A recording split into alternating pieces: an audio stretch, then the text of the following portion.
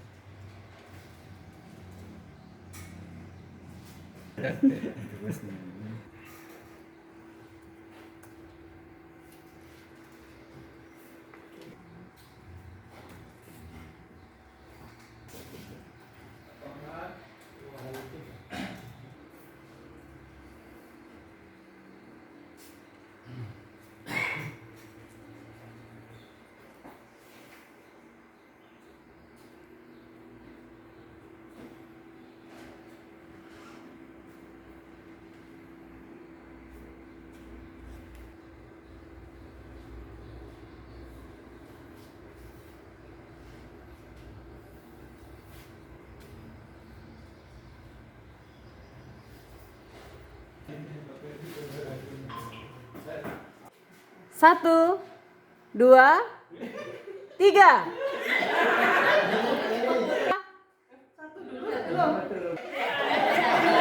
Satu dulu. Satu, dua.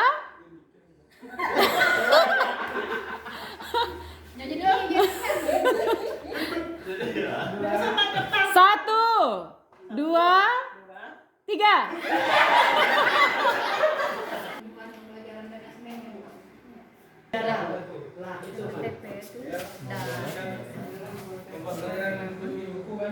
Dalam proses pembelajaran mengutamakan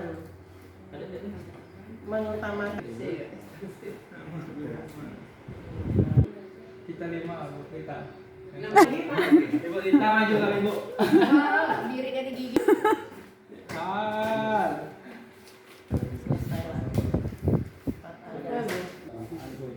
karena selama ini kan nggak ada literasi numerasi.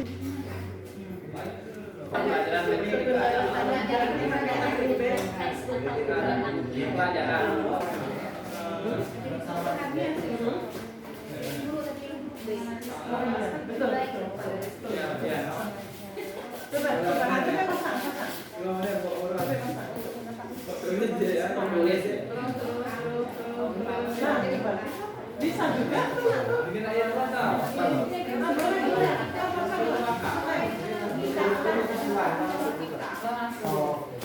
Cek Bu. Otomatis ya Pak. Kalau masih Google Doc langsung kelebihannya di situ sih Pak.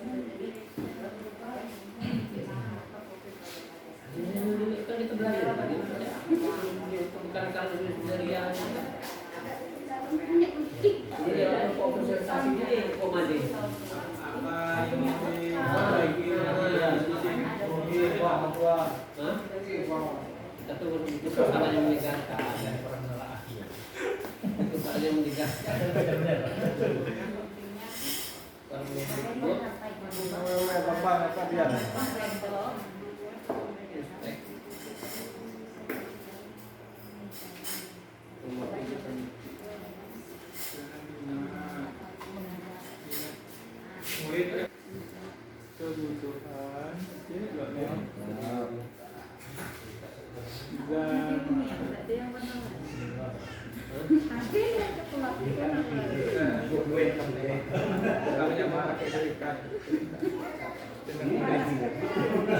Nyata meroket kita ini. Suruh maju alasan sana. Mantap. 7. Nama berapa? 3. Yang mana? Iya. Mana dasar. Dasar mana? Yang mana? Pak Abi. Jangan nomor 2. Nomor 3. Nomor 2. Warahmatullahi wabarakatuh. Di sini kami dari kelompok 3 ingin mempresentasikan sedikit hasil karya kami atas nama yang pertama saya sendiri Rita SPD, 2 Dian SPD, 3 A kelas 1 pas B kelas C kelas.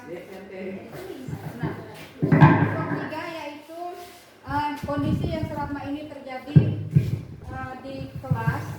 Biasanya satu pembelajaran yang berpusat pada guru. Jadi kebanyakan pembelajaran yang hanya cuma berpusat pada guru saja. Jadi kurang ke anaknya. Landasan prinsipnya yaitu keputusan Badan Standar Kurikulum dan Asesmen Pendidikan Kementerian Pendidikan, Kebudayaan, Riset dan Teknologi nomor 033/H/KL tahun 2022.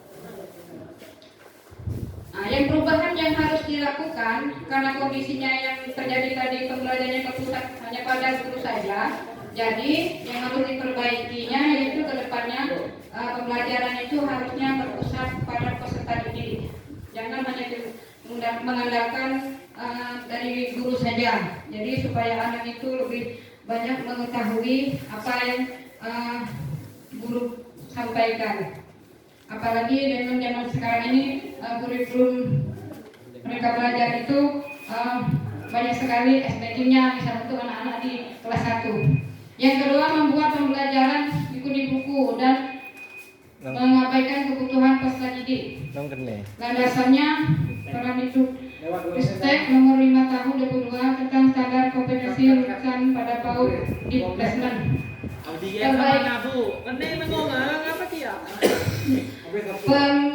Perubahannya yang dilakukan ini membuat model pembelajaran mengikuti keadaan masa kini yang sesuai dengan minat murid dan kebutuhan zaman. Nah, inilah perubahannya ya di kolom kedua. Warahmatullahi wabarakatuh. Waalaikumsalam warahmatullahi wabarakatuh. Kami dari kelompok 3 yaitu gotong royong. Kelompok 1 gotong royong. Yang pertama Ibu Fitrisa, yang kedua Fitriana, yang ketiga Misnatur. Kondisi yang selama ini terjadi yang pertama membuat pembelajaran mengikuti buku dengan mengabaikan kebutuhan peserta didik.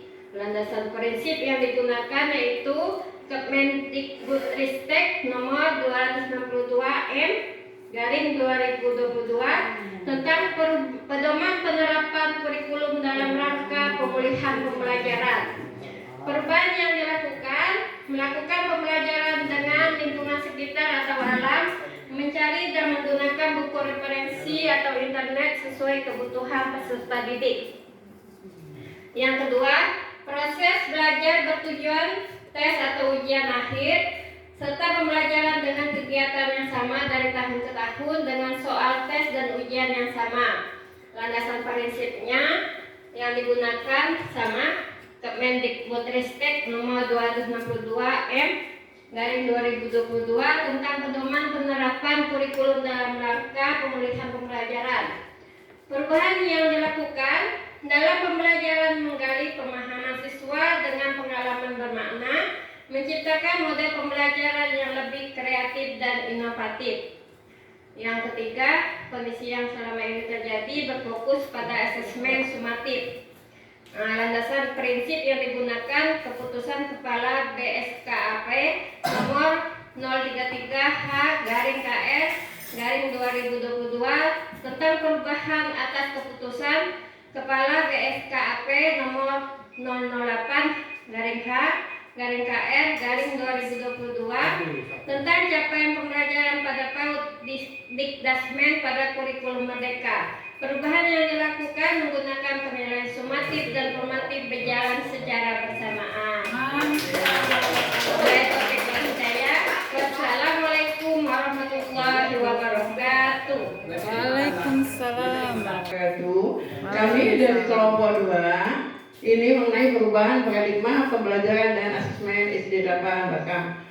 Ini terdiri dari tiga peserta, 1 Abdul Bahar, 2 Selana, dan 3 Andi Esniza.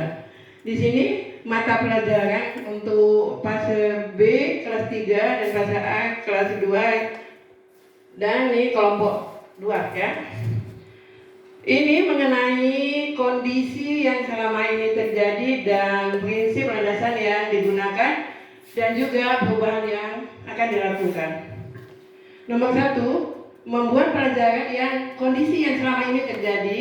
1, membuat pelajaran mengikuti dengan mengabaikan kebutuhan peserta didik. Sedangkan perubahannya membuat pelajaran dari berbagai sumber seperti media internet dan lainnya dengan tidak mengabaikan peserta didik. Kedua, fokus pada asesmen sumatif. Sedangkan perubahan yang dilakukan berfokus pada asesmen sumatif dan formatif. 3, interaksi dengan peserta didik hanya memberikan dan menagih tugas. Sedangkan yang harus kita lakukan, interaksi dengan peserta didik memanfaatkan LKPD atau lembaga kerja peserta didik. 4, dalam proses pembelajaran hanya mengutamakan literasi saja. Sedangkan yang harus kita lakukan dalam proses pembelajaran mengutamakan literasi dan numerasi pembelajaran. Ini landasannya ya teman-teman ya. Landasannya dari yang harus kita gunakan dari Kemendikbudristek nomor 262/M dan /2022 tentang pedoman penerapan kurikulum dalam rangka pemulihan pembelajaran. Hanya itu teman-teman yang bisa kami kelompok 2. Assalamualaikum warahmatullahi wabarakatuh. Mantap kelompok gue, waktu belum habis. Mana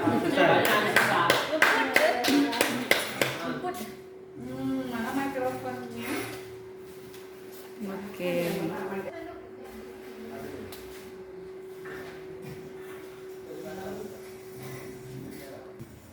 Pretest P5. Kadang nyiram di tampilan.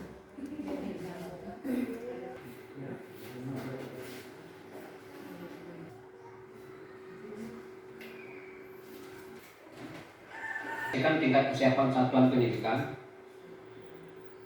Kedua, merancang dimensi tema dan alokasi waktu proyek penguatan profil kerja sekolah Pancasila, belajar Pancasila.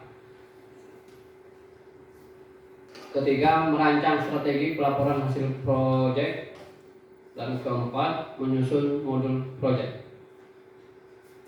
Itulah kesimpulan dari pelajaran yang bisa disampaikan. Pertama adalah membentuk tim fasilitator proyek penguatan profil belajar Pancasila.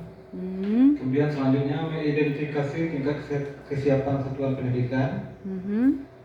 Selanjutnya merancang dimensi tema alokasi waktu proyek penguatan profil belajar Pancasila. Yang keempat merancang strategi. Yang kelima baru menyusun modul proyek.